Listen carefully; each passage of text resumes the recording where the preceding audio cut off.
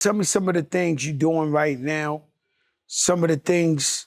Look at Joe turning into a real journalist. No, I'm not Ladies and gentlemen, meet Joe the journalist. I'm kind of excited. I just brought a major facility in the Bronx where I'm doing an incredible content space, and I'm opening the doors to some incredible content creators and influencers and streamers and gamers and things like that.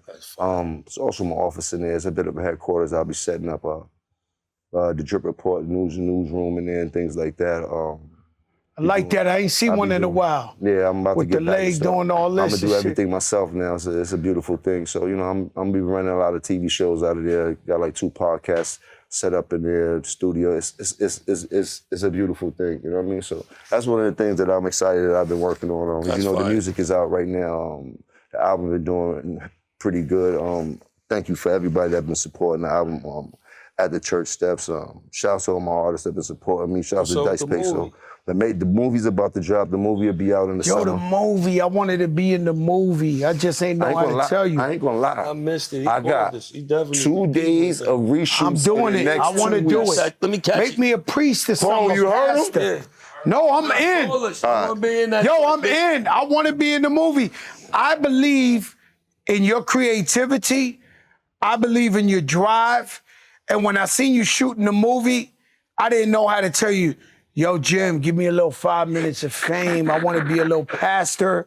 I want to be I'm so mad I didn't catch on because I'm broke. Godfather of Harlem, how you? You seen Slim Lou up in that shit? You know I say Frank Lucas Life in that shit right there. I told him to hold up 1 second. That's Slim Lou. He was about to blow up in this shit. I distracted him. Car blew up. You know what I'm saying? But this movie, tell us about this movie. I love when you do that. I love everything you're saying right now, how you take matters into your own hands. I always get upset when I look at my career because, I discovered Big Pun, Rebby Ma, DJ Khaled, Kool and Dre. I could tell you who I discovered. The one person I fumbled the bag with was Tony Sunshine. And he was incredible ahead of his time, and I kept waiting for the record label to do it. And now we know how to do it ourselves. And if this was years back, I would have been able to blow them up because we know what we're doing now. So I love that you said you create movies in your studio space, podcast this. I love that you taking matters into your own hand to push the future forward. That's a commendable thing right there. You know what I'm saying? I mean, we got to do something for looking at these youngsters making money off these streams and all of these things. And, as businessmen, we got to learn how to diversify. And this is the direction that hip-hop and entertainment is going. So we got to be on top of everything. So I need a piece of that, too, is how I'm thinking. That's how I think across the board. Like, I'm not trying to get left in what was going on yesterday. I'm trying to be on what's going on tomorrow. And I know tomorrow never comes. That's why you got to be prepared for it. You know what I'm talking about? I know exactly what you're talking about. I feel the same way. You preaching to the converted. You know what I'm saying? We've been blessed, man. How about y'all? So I could say I honestly known both of y'all since 97. I could say it's since 97. And watching both of y'all just go crazy in the game from a fan perspective before I actually got to be in it and shit like that. And then seeing y'all just make so much money and just going. I remember watching you on MTV and you had like the drop top Bentley, black shit, I believe it was. And I was just like, I gotta get this bag. I don't know what the fuck is going on. And then Jada, the niggas used to always come to Harlem. They be with D, they got all type of cars on 2/5 and shit like that. I'm like, oh man, what the fuck? So how does it feel to know that you lived a life like this for so long? Like, you know what I mean? Like, would you trade it? Nah, not at all. I wouldn't trade it. Would you do it all over again? Would you change something? I'd do it all over the same. If I could do it all over, I would just probably listen a little more and fix a little bit of, situations like Crack said. I had accounting situations where, they put lien on the accounts and shit fucked up and, you know what I mean? So a little shit like that, but it was also learning lessons that never let it happen again, and you know what I mean, and get shit straight as you get older. But yeah, I would have did a little more lesson and listening and paid a little more attention to the business aspect of it. at a young age instead of just being worrying about verses and rhymes and, you know, the wrong shit. But other than that, I would have did everything exactly the same. What about you? You know, my favorite record right now is It's Not Enough. It's not enough. Like, I hear this shit, like when I hear It's Not Enough, I hear a different way. They got guns, but it's not enough. They got dudes, it's not enough. Like, that shit is cemented in my brain, right? And when you ask me, I say to yourself, it's not enough. And when you talk about finances, it's not enough. Success, it's not enough. Everything's not enough. I'm not fulfilled. My cup is not full. I don't feel cool, and I'm gonna be a man about this, that I came in the same game with guys and they got to the Billy and I didn't get to the Billy. And just like he's saying, I fucked up. I was in the club 7 days a week, 30 dudes buying 50 bottles every day, 50 steaks, Jimmy's Bronx Cafe. All I wasted a lot of time.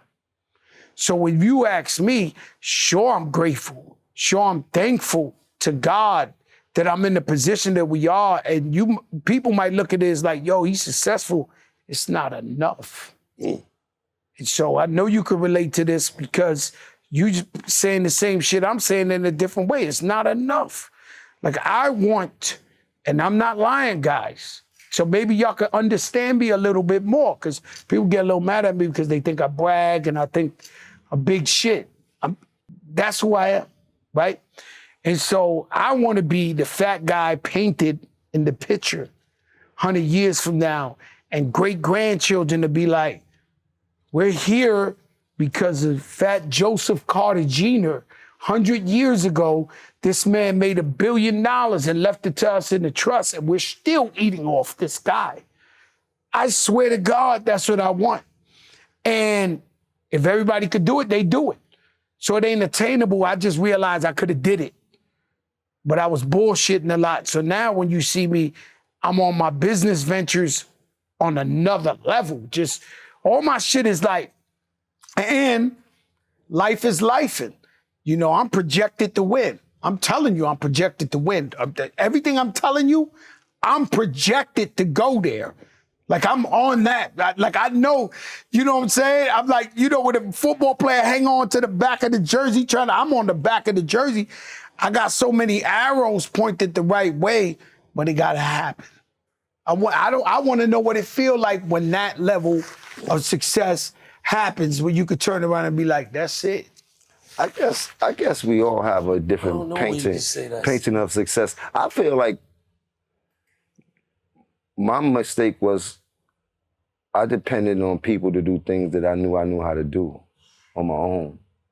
That's from accounting to engineering to marketing to doing videos to doing movies. I learned that 20 years later. Like, yo, bro, all that shit you let people do and they fail for you and shit like that, you could have did all on your own and been up. You heard? Cool. But being up is one thing. Making $1 billion is another thing. Yeah, we all would love to make $1 billion. From my perspective, money doesn't move me like people do. You know what I mean? So maybe I might not leave money here for generations to come, but I will leave a blueprint of what it would take for you to get to a bag. And I do know that my whole family and my bloodline gonna know this nigga was a dog. And if you follow what he did, God bless you, because you're gonna go somewhere that you didn't know you could go. You heard? And I think for me, that's worth more than any money that I could leave. And God bless me, I hope I leave all the money in the world. But I think that blueprint would be strong enough for my son to take with him and go crazy. We got that. We got, my son is right outside. We got that where it's safe for me to say we grew up with not much. Mm-hmm. And then we want to make things better for our kids. Mm-hmm. And historically, when you look at successful people that come from nothing, because we protected our kids so much, they're not hustlers like us, or would want them to be hustlers. Do you find that in hip hop? Do you find that, or, you know, that's how I look at it. Just with everybody, I meet billionaires, I meet people who make money. You're absolutely right, but if you have a son, your son vicariously gonna grow into who you are. You heard? So if your son knows you to be a hustler, guess what's gonna happen for your son when his back is against the wall and daddy ain't around no more. Everything he's seen daddy do and daddy teach him, he's gonna start to instill. He's not gonna sit there to be like a chump. You heard? Like I watch my son closely and just his mannerisms, how he move and things like that. And the rebellion, the rebel in him that he shows me and shit like that only shows that he's trying to show me, bro, I'm about to get on my shit. You know what I mean? Like some of the things that he do, like these kids ain't no chumps just because we raised them right, just because we covered them up, just because we wanted to have a better life for them doesn't mean that they don't have the hustle in them. You know? They just have better chances and better odds at doing something way different than we ever had a chance to do. I agree. I love that answer. You know, I ain't gonna lie to you. I love that answer because we just want what's best for our kids. We want them to step up to the occasion.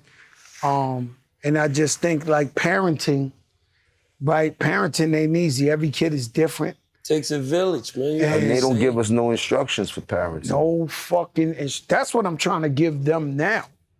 If you don't know where I've been going this whole interview, is I've been going about family and fighting through shit and going through this whole that's what I see in you. I see passion, I see drive, I see relentlessness. I see you working for your family, I see you working for your team. You putting guys on while you still trying to get to where you going. And that's the thing, see, this game is smoke and mirrors. I don't want nobody to watch what I say, watch what I do. Because in the midst of me talking shit, I'm still getting to the bag. I'm still working. I'm still going to the office. I'm still making sure everything has to be done under my roof for me to live and be successful out here. You know what I mean? Like, never forget that bottom line. I'm still doing all the things I need to do in the midst of this circus that y'all see going on. You know what I mean? Like, and they see it. You know what I'm saying? What I'm trying to tell you is if I see it, they see it. But that's for anybody. Like a nigga told me one day, even if you don't got a job, that's you get up. No, that's not mine. You get up and go outside and act as if you got a job. Don't stay in no house. Go outside and hustle. Go outside and find something. Go outside and do something, bro. Get your ass up.